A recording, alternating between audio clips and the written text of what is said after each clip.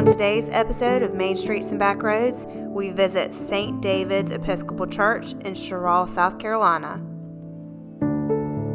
Almost immediately, we found one of the markers we were looking for, that of Captain Moses Rogers, which we had heard of on one of our trips to Savannah. Born in New London, Connecticut, Captain Rogers was named captain of the steamboat Charleston, which traversed from Charleston to Savannah, Georgia. On May 22, 1819, the Savannah, commanded by Captain Rogers, departed from her namesake city to Liverpool, England. The excursion marked the first time a steamboat crossed the Atlantic Ocean.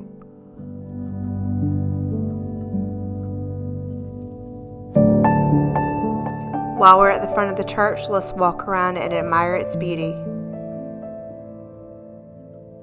The congregation was formed in 1768, and the church building was started in 1770 and was the last Anglican church built under King George III while America was still under British rule.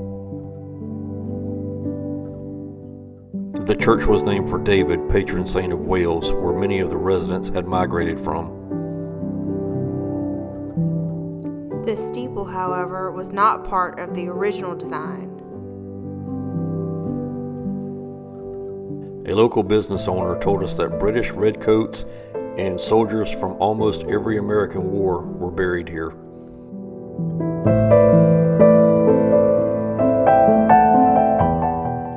In a few minutes, we'll visit them in their final resting places.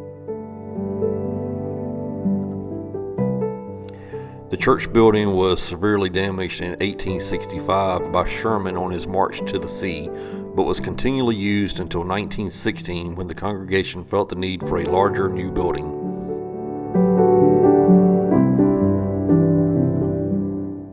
Preservation work began in the 1950s with major renovations in the 1970s, restoring the church to its 1816 appearance. And now we'll explore the back of the church and the rest of the cemetery. I've always admired what I refer to as the tabletop markers. If you know the real name, leave a comment. This one definitely caught our attention with a unique structure.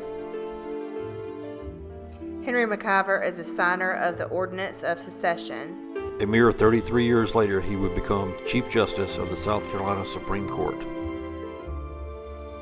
We just found this amazing that some were sunken in and others beside it were not.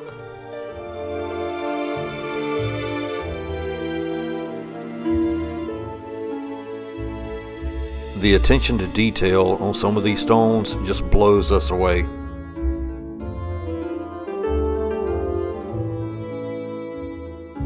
And how incredible is it that some of it is still legible after over 200 years?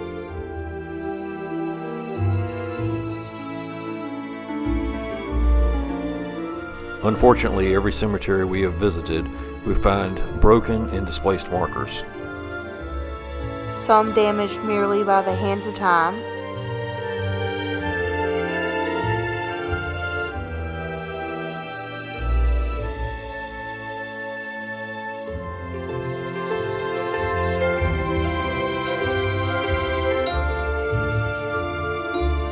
Or could the damage have come from a tree that was planted 200 years ago that later wreaked havoc?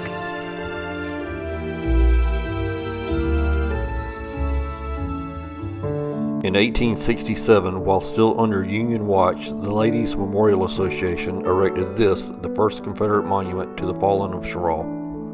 It reads, "To the memory of our heroic dead who fell at Cheraw during the war 1861 to 1865, loved and honored though unknown, stranger bold champion of the South, revere and view these tombs with love, brave heroes slumber here, loved and honored though unknown."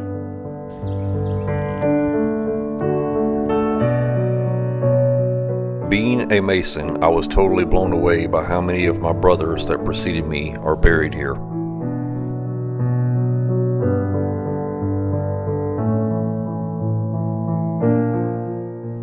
It's always touching when you see family members buried together. In the 1800s, the death rate for children under 5 years of age was approximately 33%. We thought this was interesting with the 2 babies buried together, the family decided to protect them even in death. And a few soldiers from so many different wars that were willing to give their life for our country. So every time we walk through the cemetery, we try to find one that kind of sticks out in our mind. Today, it's this one, and it is Lawrence Prince, and I'll read from the stone. It says, "Here lies half of Lawrence Lempereur Prince, 18 April 1920 through 30 March of 2004. Great-great-grandson of Charlotte Benton and Lawrence Prince. Please view the other half in the cemetery at the Good Shepherd Episcopal Church in Evington, Virginia."